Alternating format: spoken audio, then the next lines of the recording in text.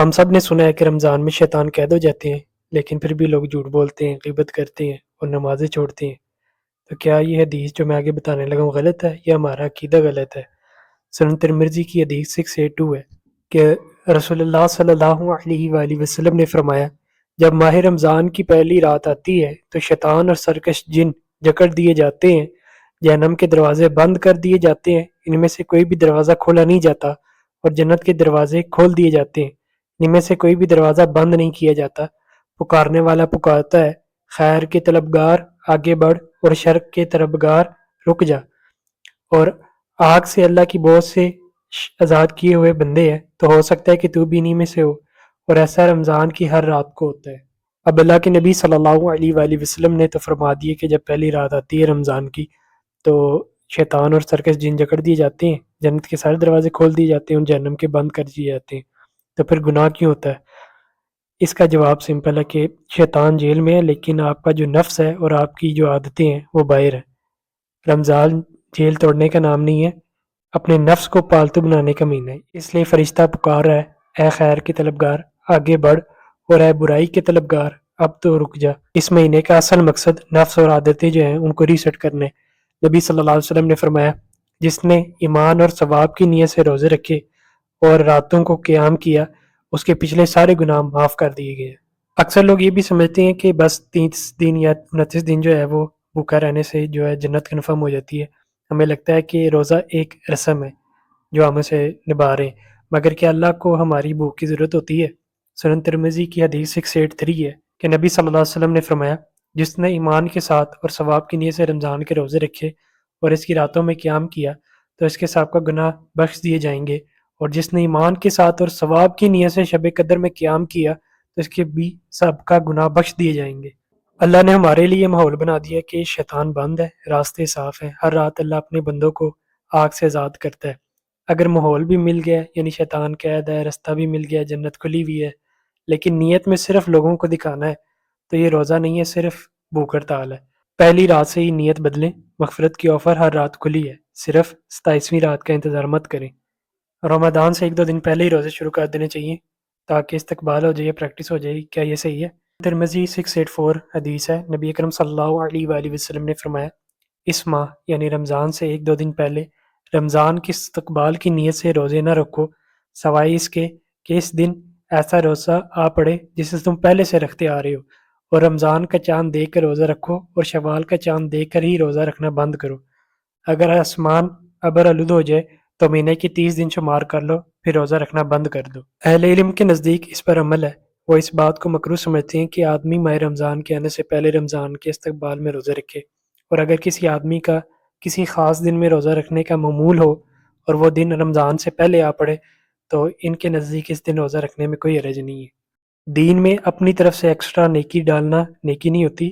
رمضان کا آغاز صرف چاند دیکھ کر ہوگا، کیلنڈر یا پریکٹس سے نہیں ہوگا۔ اگر چاند نظر نہیں آیا لیکن شک ہے تو احتیاط کے طور پر روزہ رکھ لینا بہتر ہے، کہیں قضا نہ ہو جائے، یہ لوگ اکثر کرتے ہیں۔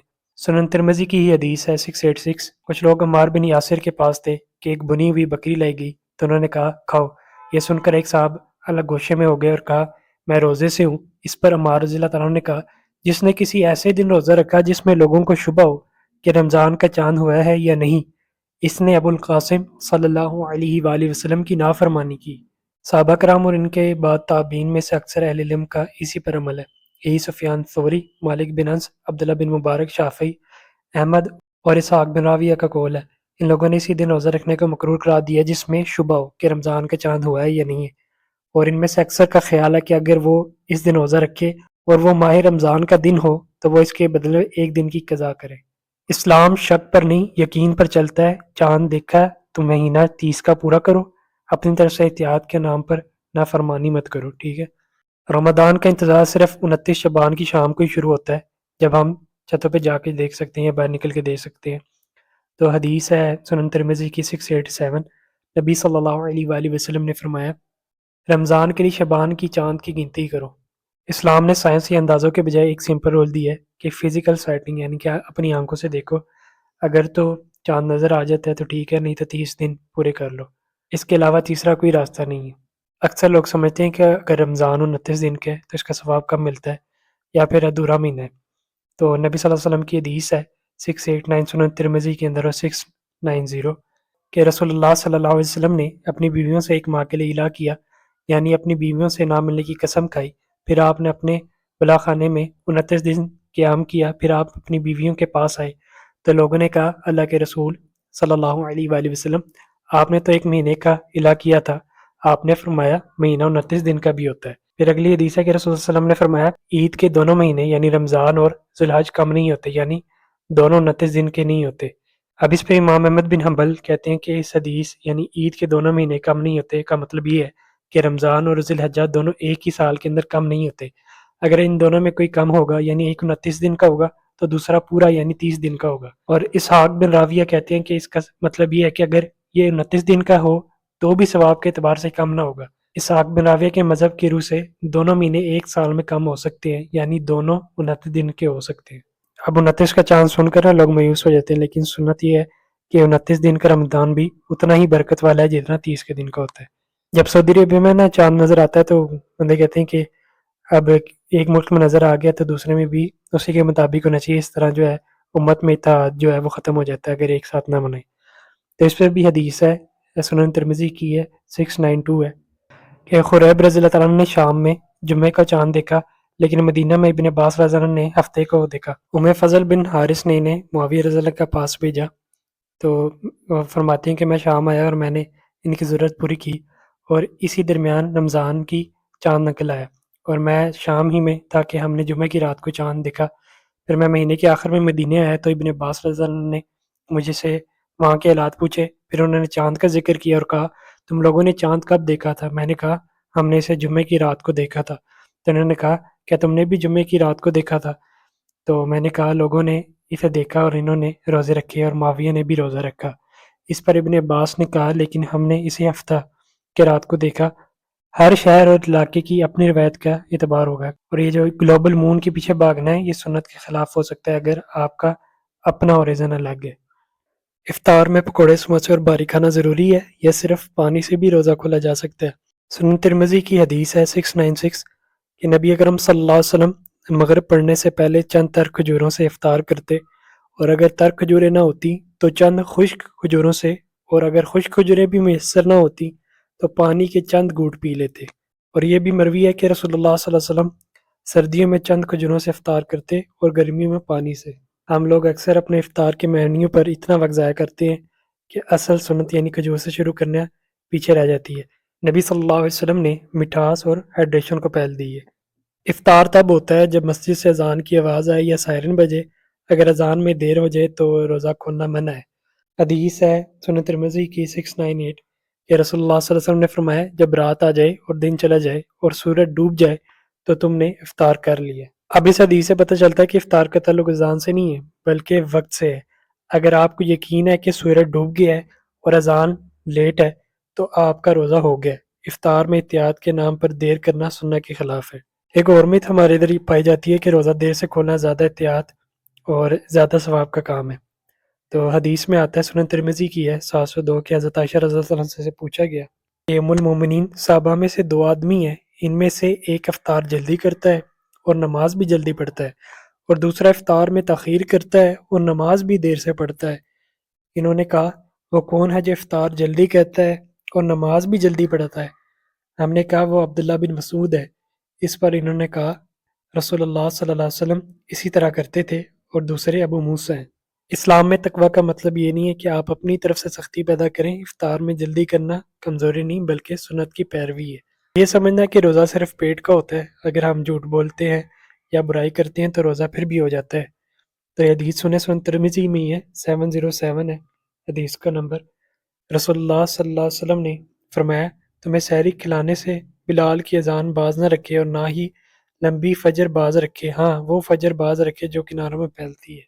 نبی اکرم صلی اللہ علیہ وسلم نے فرمایا جو صائم یعنی کہ روزہ رکھنے والا جھوٹ بولنا اور اس پر عمل کرنا نہ چھوڑے تو اللہ تعالیٰ کو اس کے کھانا پینا چھوڑنے کی کوئی ضرورت نہیں ہے۔ روزہ صرف ڈائٹنگ کا نام نہیں ہے، اگر آپ کا اخلاق نہیں بدلا تو آپ نے روزہ نہیں رکھا بلکہ صرف فاقہ کی ہے۔ اللہ کو آپ کی بھوک کی نہیں، آپ کے تقوی کی طلب ہے۔ اور یہ سمجھنا کہ سفر میں روزہ رکھنا زیادہ فضیلت کا کام ہے اور جو روزہ چھوڑ دیتا ہے وہ کمزور مسلمان ہے، تو یہ حدیث سنیں، سنن ترمذی کے اندر ہے 710۔ رسول اللہ صلی اللہ علیہ وسلم فتح مکہ کے سال مکہ کی طرف نکلے تو آپ نے روزہ رکھا اور آپ کے ساتھ لوگوں نے بھی روزہ رکھا، یہاں تک کہ آپ قراغمیم پر پہنچے تو آپ سے عرض کیا گیا کہ لوگوں پر روزہ رکھنا گراں ہو رہا ہے اور لوگ آپ کے عمل کو دیکھ رہے ہیں، یعنی منتظر ہیں کہ آپ کچھ کریں۔ تو آپ نے اثر کے بعد ایک پیالہ پانی مانگا، پھر پی لیا سے۔ لوگ آپ کو دیکھ رہے تھے تو ان میں سے بعض نے روزہ توڑ دیا اور بعض رکھے رہے۔ آپ کو معلوم ہوا کہ کچھ لوگ ابھی بھی روزے سے ہیں۔ آپ صلی اللہ علیہ وآلہ وسلم نے فرمایا یہی لوگ نافرمان ہیں۔ امام ترمذی کہتے ہیں کہ اس باب میں کعب بن عاصم، ابن عباس اور ابو ہریرہ رضی اللہ عنہ سے بھی حدیث آئی ہیں۔ نبی اکرم صلی اللہ علیہ وسلم سے یہ بھی مروی ہے کہ آپ صلی اللہ علیہ وسلم نے فرمایا سفر میں روزہ رکھنا نیکی نہیں ہے۔ سفر میں روزہ رکھنے کے سلسلے میں اہل علم کا اختلاف ہے۔ صحابہ کرام میں سے بعض اہل علم کا خیال ہے کہ سفر میں روزہ نہ رکھنا افضل ہے، یہاں تک کہ بعض لوگوں کی رائے ہے کہ جب وہ سفر میں روزہ رکھ لیں تو وہ سفر سے لوٹنے کے بعد پھر دوبارہ رکھیں۔ اور امام احمد اور اسحاق بن راویہ نے بھی سفر میں روزہ نہ رکھنے کی ترجیح دی ہے۔ اور صحابہ کرام میں سے بعض اہل علم کا کہنا ہے کہ اگر وہ طاقت پائے اور روزہ رکھے تو یہی مستحسن ہے اور افضل ہے۔ اور سفیان ثوری اور مالک بن انس اور عبداللہ بن مبارک اسی کے قائل ہیں۔ اور امام شافعی کہتے ہیں کہ نبی اکرم صلی اللہ علیہ وسلم کے قول سفر میں روزہ رکھنا نیکی نہیں، اور جس وقت آپ کو معلوم ہوا کہ کچھ لوگ روزے سے ہیں تو آپ کا یہ فرمان ہے کہ یہی لوگ نافرمان ہیں۔ ایسے شخص کے لیے ہے جس کا دل اللہ کی دی ہوئی رخصت اور اجازت کو قبول نہ کرے، لیکن جو لوگ سفر میں روزہ نہ رکھنے کو مباح سمجھتے ہوئے روزہ رکھے اور اس کی قوت بھی رکھتا ہو تو یہ مجھے زیادہ پسندیدہ ہے۔ اگر سفر میں دو شخص ہیں اور ان میں سے ایک روزہ رکھتا ہے اور ایک نہیں رکھتا، اب اس کا یہ مطلب نہیں ہے کہ وہ ایک دوسرے کو برا بھلا کہنا شروع کر دیں، ان کو جج کرنے لگ جائیں۔ حدیث میں آتا ہے سنن ترمذی کی 711 میں کہ حمزہ بن عمر سلمی رضی اللہ عنہ نے رسول اللہ صلی اللہ علیہ وسلم سے سفر میں روزہ رکھنے کے بارے میں پوچھا، وہ خود مسلسل روزہ رکھا کرتے تھے، تو رسول اللہ صلی اللہ علیہ وسلم نے فرمایا چاہو تو رکھو اور چاہو تو نہ رکھو، ہمارے دین نے چوائس دی ہے، اگر آپ کی صحت اجازت دیتی ہے تو رکھیں، نہیں دیتی تو نہ رکھیں، اصل چیز نیت ہے نہ کہ دوسروں پر فتویٰ لگانا۔ پریگننٹ مومنٹ اور دودھ پلانے والی ماؤں کے بارے میں ایک میت ہے کہ ان کو ہر حال میں روزہ رکھنا چاہیے ورنہ یہ گناہ ہے۔ حدیث ہے سنن ترمذی میں 713 میں کہ صحابہ فرماتے ہیں کہ ہم لوگ رسول اللہ صلی اللہ علیہ وسلم کے ساتھ سفر کرتے تھے تو ہم میں سے بعض روزے سے ہوتے اور بعض روزے سے نہ ہوتے، تو نہ تو روزہ نہ رکھنے والا رکھنے والے پر غصہ کرتا اور نہ ہی روزہ رکھنے والا نہ رکھنے والے پر۔ ان کا خیال تھا کہ جسے قوت ہو وہ روزہ رکھے تو بہتر ہے، اور جس نے کمزوری محسوس کی اور روزہ نہ رکھا تو بھی بہتر ہے۔ دین انسانی جان اور صحت کو عبادت پر ترجیح دیتا ہے۔ اگر ماں یا بچی کی صحت کو خطرہ ہو تو روزہ چھوڑنا نافرمانی نہیں بلکہ اللہ کی دی ہوئی رخصت پر عمل کرنا ہے۔ اگر بھول کر ایک گھونٹ پانی پی لیا جائے یا ایک کھجور کھا لی جائے تو روزہ ٹوٹ جاتا ہے اور پورا دن کھانے کی اجازت ہے۔ تو حدیث ہے سنن ترمذی کی ہے 715 ہے۔ راوی بیان کرتے ہیں کہ رسول اللہ صلی اللہ علیہ وسلم کے سواروں نے ہم پر رات میں حملہ کیا تو میں رسول اللہ صلی اللہ علیہ وسلم کے پاس آیا، میں نے آپ کو پایا کہ آپ دوپہر کا کھانا کھا رہے تھے۔ آپ صلی اللہ علیہ وسلم نے فرمایا آؤ کھا لو، میں نے عرض کیا میں روزے سے ہوں۔ آپ صلی اللہ علیہ وآلہ وسلم نے فرمایا قریب آؤ میں تمہیں روزے کے بارے میں بتاؤں، اللہ تعالیٰ نے مسافر سے روزہ اور آدھی نماز معاف کر دی ہے، حاملہ اور دودھ پلانے والی عورت سے بھی روزہ کو معاف کر دی ہے۔ اللہ کی قسم نبی کرم صلی اللہ علیہ وسلم نے حاملہ اور دودھ پلانے والی عورتیں دونوں لفظ کہے یا ان میں سے کوئی ایک لفظ کہا تو ہائے افسوس اپنے آپ پر کہ میں نے نبی صلی اللہ علیہ وسلم کے ساتھ کیوں نہیں کہا۔ امام ترمذی کہتے ہیں کہ اہل علم کا اسی پر عمل ہے، لیکن بعض اہل علم کہتے ہیں کہ حاملہ اور دودھ پلانے والی عورتیں روزہ نہیں رکھیں گی، بعد میں قضا کریں گی اور فقراء و مساکین کو کھانا کھلائیں گی۔ سفیان اور مالک اور شافعی رحمۃ اللہ اور احمد بن حنبل اس کے قائل ہیں۔ بعض کہتے ہیں کہ وہ روزہ نہیں رکھیں گی بلکہ فقراء و مساکین کو کھانا کھلائیں گی اور ان پر کوئی قضا نہیں، اور اگر وہ قضا کرنا چاہیں تو ان پر کھانا کھلانا واجب نہیں۔ اسحاق بن راویہ بھی اسی کے قائل ہیں۔ سنن ترمذی کی حدیث 721 ہے کہ رسول اللہ صلی اللہ علیہ وسلم نے فرمایا جس نے بھول کر کچھ کھا پی لیا وہ روزہ نہ توڑے، یہ روزی ہے جو اللہ نے اسے دے دی ہے۔ تو بھول کر کھانا غلطی نہیں ہے، اللہ کی طرف سے دعوت ہے، روزہ نہیں ٹوٹتا۔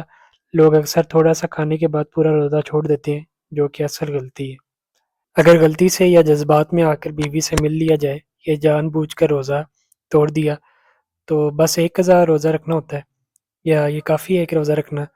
سنن ترمذی کی حدیث ہے 724 کہ رسول اللہ صلی اللہ علیہ وسلم کے پاس ایک شخص نے آ کر کہا اللہ کے رسول میں ہلاک ہو گیا۔ آپ نے پوچھا تمہیں کس چیز نے ہلاک کر دیا؟ اس نے عرض کیا میں رمضان میں اپنی بیوی سے صحبت کر بیٹھا۔ آپ نے پوچھا کیا تم ایک غلام یا لونڈی آزاد کر سکتے ہو؟ اس نے کہا نہیں۔ آپ نے پوچھا کیا مسلسل 2 ماہ کے روزے رکھ سکتے ہو؟ اس نے کہا نہیں۔ تو آپ نے پوچھا کیا 60 مساکین کو کھانا کھلا سکتے ہو؟ اس نے کہا نہیں۔ تو آپ صلی اللہ علیہ وسلم نے فرمایا بیٹھ جاؤ۔ تو وہ بیٹھ گیا۔ اتنے میں آپ صلی اللہ علیہ وسلم کے پاس ایک بڑا ٹوکرا لایا گیا جس میں کھجوریں تھی۔ آپ صلی اللہ علیہ وسلم نے فرمایا اسے لے جا کر صدقہ کر دو۔ اس نے عرض کیا ان دنوں ملے ہوئے علاقوں کے درمیان کی بستی یعنی مدینہ میں مجھ سے زیادہ محتاج کوئی نہیں ہے۔ نبی اکرم صلی اللہ علیہ وسلم ہنس پڑے یہاں تک کہ آپ کے سامنے کے ساتھ والے دانت دکھائی دینے لگے۔ آپ نے فرمایا اسے لے لو اور لے جا کر اپنے گھر والوں کو ہی کھلا دو۔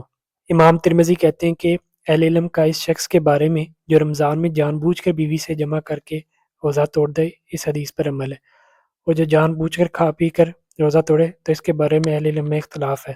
بعض کہتے ہیں اس پر روزے کی قضا اور کفارہ دونوں لازم ہے۔ ان لوگوں نے کھانے پینے کو جمع کے مشابہ قرار دی ہے۔ سفیان ثوری، ابن مبارک اور اسحاق بن راہویہ اسی کے قائل ہیں۔ بعض کہتے ہیں اس پر صرف روزے کی قضا لازم ہے، کفارہ نہیں، اس لیے کہ نبی صلی اللہ علیہ وسلم سے جو کفارہ مذکورہ ہے وہ جمع سے متعلق ہے، کھانے پینے کے بارے میں آپ سے کفارہ مذکور نہیں ہے۔ ان لوگوں نے کہا ہے کہ کھانا پینا جمع کے مشابہ نہیں ہے، اور امام شافعی اور امام احمد کا قول ہے کہ شافعی کہتے ہیں کہ نبی اکرم صلی اللہ علیہ وسلم کا اس شخص سے جس نے روزہ توڑ دیا اور آپ نے اس پر صدقہ کیا یا کہنا کہ اسے لے لو اور لے جا کر اپنے گھر والوں ہی کو کھلا دو، کئی باتوں کا احتمال رکھتا ہے۔ ایک احتمال یہ بھی ہے کہ کفارہ اس شخص پر ہوگا جو اس پر قادر ہو، اور یہ ایسا شخص تھا جسے کفارہ دینے کی قدرت نہیں تھی۔ تو جب نبی اکرم صلی اللہ علیہ وسلم نے اسے کچھ دیا اور وہ اس کا مالک ہو گیا تو اس آدمی نے عرض کیا ہم سے زیادہ اس کا کوئی محتاج نہیں۔ تو نبی اکرم صلی اللہ علیہ وسلم نے فرمایا اسے لے لو اور جا کر اپنے گھر والوں ہی کو کھلا دو، اس لیے کہ روزانہ کی خوراک سے بچنے کے بعد ہی کفارہ لازم آتا ہے۔ تو اگر کوئی اس طرح کے حالات سے گزرا تو امام شافعی نے اس بات کو پسند کیا کہ وہی اسے کھا لے اور کفارہ اس پر فرض رہے گا جب کبھی وہ مالدار ہوگا تو کفارہ ادا کر دے۔ لوگ اکثر ان دو چیزوں کو مکس کر دیتے ہیں۔ روزے کی دیوار توڑنا اور روزے کی حرمت پامال کرنا دونوں الگ جرم ہیں، اور ان کی سزا پر جو ہے علماء کا اختلاف ہے جیسے آپ نے سنا پہلے۔